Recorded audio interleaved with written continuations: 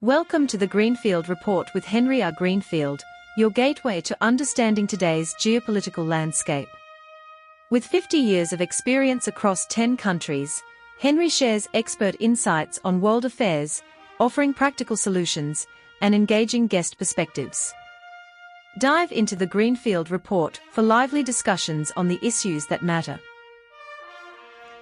Dear listeners, you're about to listen to the Greenfield Report coming to you from Australia. However, there has been a development since I recorded that yesterday, and that is Secretary of State for the United States, Marco Rubio, has warned once again, and possibly for the last time, at the Munich Security Conference that the USA will do this alone unless Europe assumes more responsibility for its own security and shares the same values of the United States.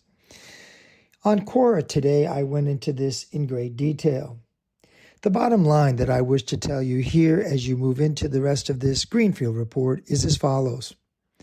Basically, what Trump is doing, and with Marco being the good cop and everybody else being the bad cop, is giving Europe one last chance. One last chance for Europe to actually step up to the plate and to defend itself. But of course, the bad news is the warning. What is the warning? The warning is not just about defense. It's not about the 5% that Trump is demanding them to spend of their GDP on defense. It is also to move decidedly rightward. In some type of Trump-led alliance of right-leaning so-called democracies, where the United States and Trump, with his autocratic approach, will then be able to control what is going on in Europe. That means more pro-Christian. That means way less on anything to do with Muslims, obviously controlling immigration, and the list goes on and on. Think of Viktor Orban in Hungary, who has been doing this and perfecting this for some period of time. So this little addendum I'm adding here today is, as many people would say, the cherry on the pie. Basically, Marco Rubio has given Europe its final warning. Now on with the Greenfield Report and letting you know what we view is going on down under as well as in Europe.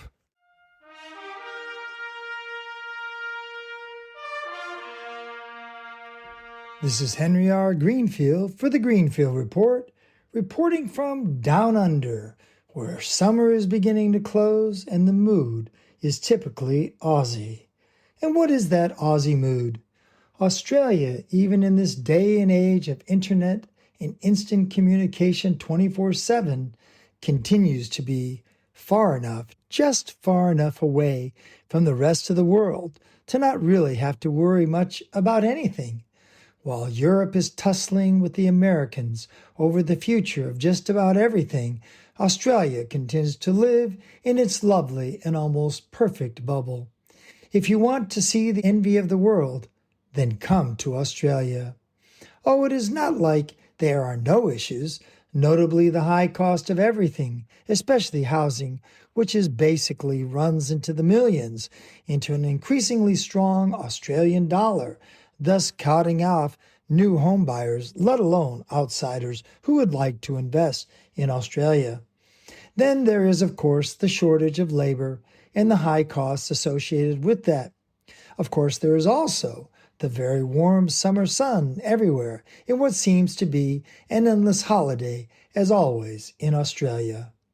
When you look back upon the somewhat brief, when compared to others that is, the brief history of Australia, yet long when compared to the local original inhabitants of 60,000 years, Australia remains a global anomaly. Of course, very similar to New Zealand, but there the indigenous were not really indigenous, having arrived only a couple hundred years before the first Europeans on two gorgeous but unpopulated main islands far to the south even of Australia. Australia today is a land of almost 26 million people, and like the rest of the Western world, trying to figure out the best way forward on the thorny subjects of immigration and relations with the rest of the world, especially the United States of America.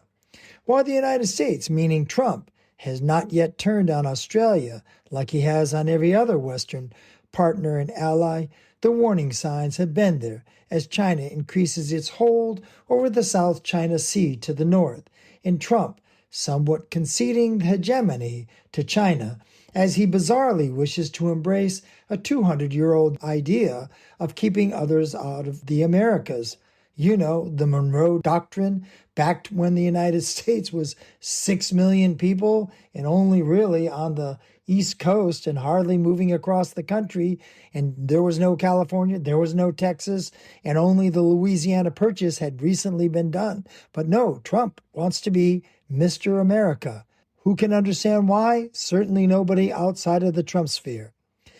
And definitely not the Australians, who are counting on the Americans and have since World War II.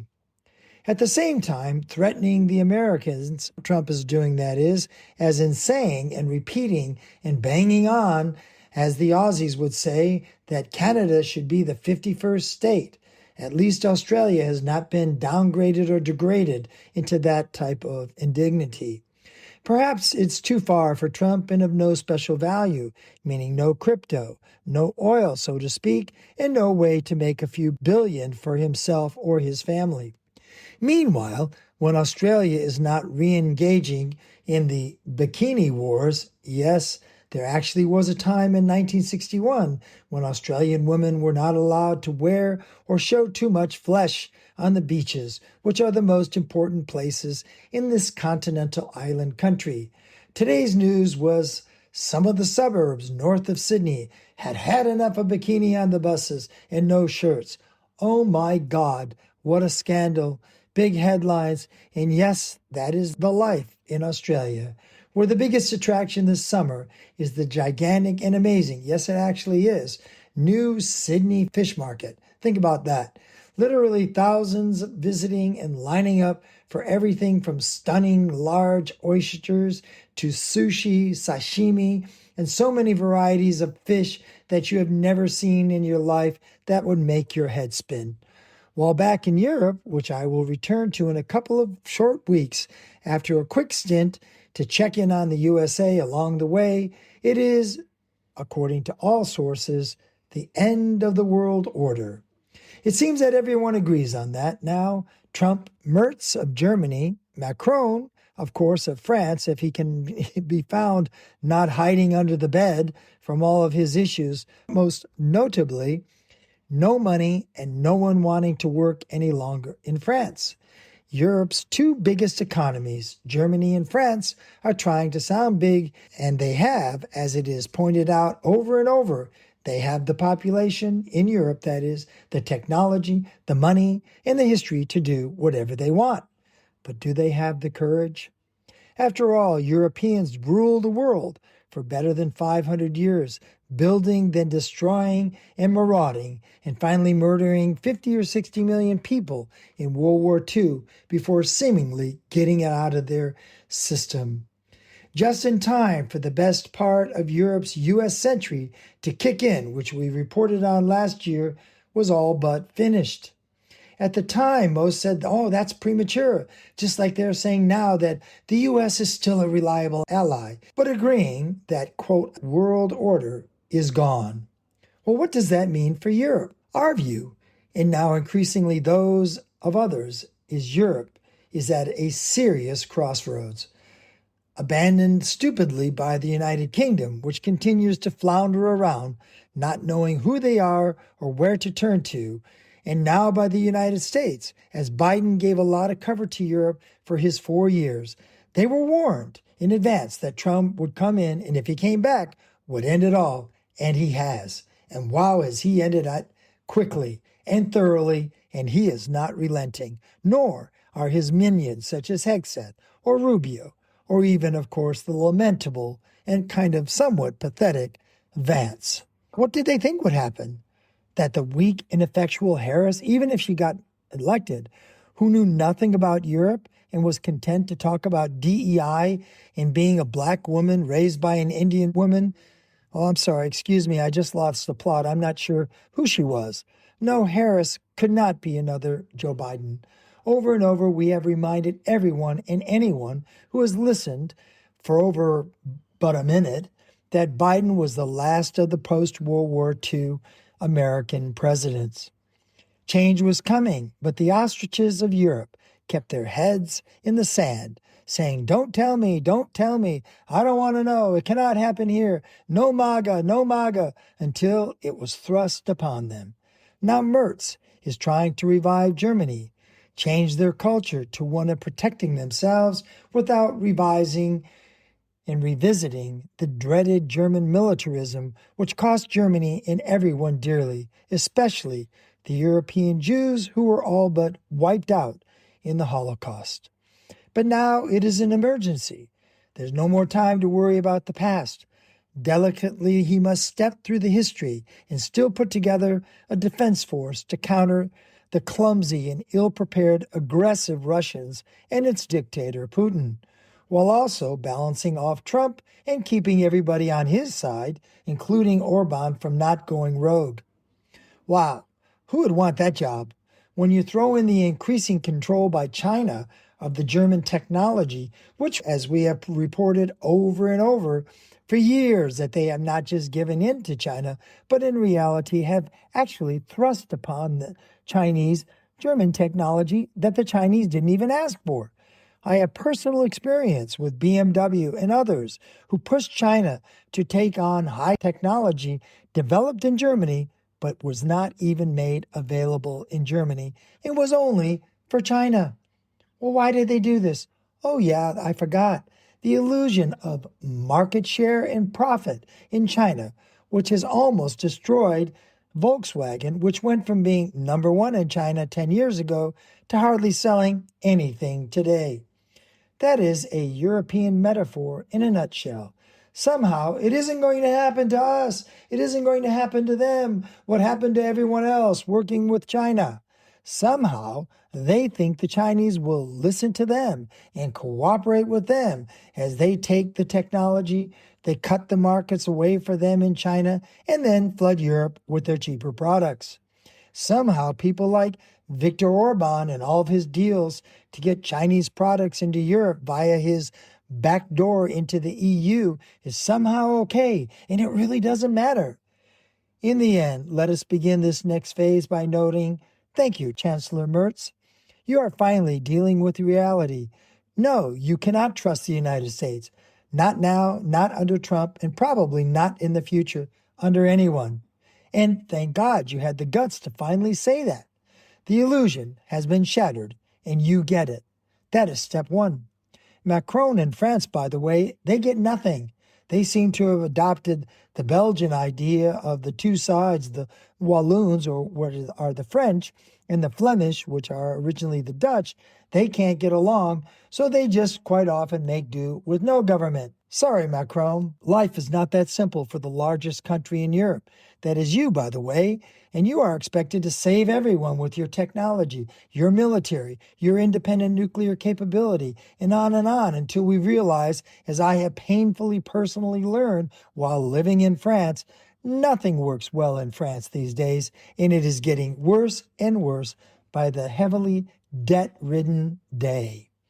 As we slog through the last of winter and the Olympic Games in Italy carry on, Europe can be seen as either having the dawn of a new renaissance or going the other way onto the path of total and irreversible irrelevance. Deals and more trade deals like Mercosur, what that means in South America with the EU, or India, or Canada, or China, are, well, at least that's a start for them. And then there, of course, is the despised Ursula von der Leyen. She has not given up. True to her noble roots, she will either go down with the ship or right it for the next in line, which may be the apologist Mark Rutte, formerly the Prime Minister of the Netherlands, now Trump's lackey and apologist in NATO. Australia and its fading summer, and bikinis or not, on the buses, versus Europe's trying to figure out a post-USA future. The stakes could not be greater or more the opposite. As we close, we must give a note of caution to Australia. to not always play and pay attention, as this could be coming to you in the near future. Yes, Albanese dodged the bullet by making some great deals, as he said, with Trump, but that was just a stopgap measure. And as I return to Europe, I am looking forward to seeing if Merz and his not-so-merry men and women leading Europe can begin to awaken their collective power. Or will Europe fade and fade and fade? Actually, in the end, Europe can easily be the most powerful collection of democracies and sophistication and technology and financial power on Earth. The only thing really holding Europe back, as we have said over and over, is not the governments, it is the people. If you think Americans are complacent, go to Europe. Like just before World War II, the cafes are full. People are complaining constantly that they're tired of tourists and all those tourist dollars, that working is a pain, more or less, as in more money for less work, is not only the norm, but it is the entitled requirement. Not everywhere, of course. The Dutch will always be the sensible Dutch, but they cannot save Europe. And after all, money will not buy security these days. This is Henry R. Greenfield signing off from Sydney, Australia, where the summer is waning and the parties are still going on to dawn on the endless beaches in the land of the sunburnt sun. While Europe stands frozen and is making those first baby steps, possible steps, that is, on the way to freedom. Freedom from the United States, freedom from the threat of Russian invasion, freedom from control by China, freedom from the tyranny of not enough oil and dependency on someone, be it the United States or Russia, for their natural gas, which powers most of the heating in a very cold climate and continent. Most of all, freedom from their own mentality, and that is the toughest of all, my friends, which has given them the world's collectively, outside of lucky Australia, the highest quality of life in the world. However, that freedom is no longer guaranteed by the United States. That freedom must be picked up by the Europeans, or they will have it no more. Goodbye, America. It's been great. Thanks for everything. We hope to see you on the flip side. And as the great Betty Davis put it, fasten your seatbelts, fellas. It's going to be a bumpy ride. Thank you for joining us on the Greenfield Report with Henry R. Greenfield. We hope today's insights into the ever-shifting geopolitical landscape have sparked your curiosity and broadened your perspective. Stay connected with us for more in-depth discussions and expert solutions. Until next time, keep exploring the world beyond the headlines.